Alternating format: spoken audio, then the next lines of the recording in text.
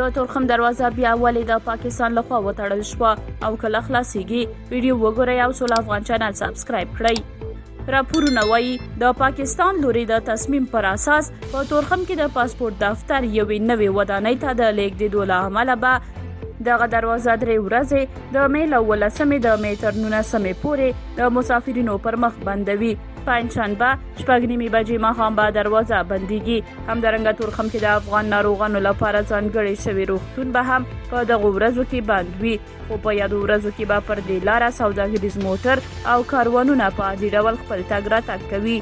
بلخوا یو بل خبر دا دی چې یو ورځ وروسته له هغې چې د امریکا مرکزی قومندانۍ قومندان او د پاکستان پوځ مشر ترمنځ ډیورنډ کرښې په اوږدو کې پر ترهګرۍ ضد ګډې مبارزې ټینګار وشو، نو د امریکایي بې پیلوټ الوتکې په برید کې په وزیرستان کې د یوې کورنۍ 15 غړي ووژل شول. د پاکستان او امریکا لوړ رتبه نظامي چارواکو تر دې کتنې وړاندې 2 نورې کتنې هم شوې دي چې په تیرو شپږو میاشتو کې ټولې 3 لیدنې کیږي.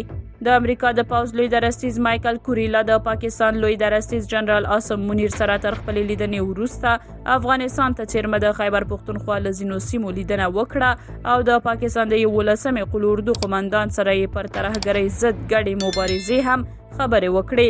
د خلکو غبرګونونو پاکستان ورخطا کړی دی. کله پاکستان وایي چې په کور کې پخواني بام چاودنه کړې ده او کله له دې پیښې بې خبري څرګندوي، خو محسن داوړ پرون هم ورته ویلي و چې دا دې واضحه کړل شي چې یاد برید پاکستان کړی او که امریکا کړی دی. په ورته وخت کې د عمران خان پلویان د عمران خان هغه وینا نشروي چې عمران خان پکې وایي چې زما په وخت کې هیڅ کله په قبایلي سیمو کې کومه حمله نه ده ترسره شوې.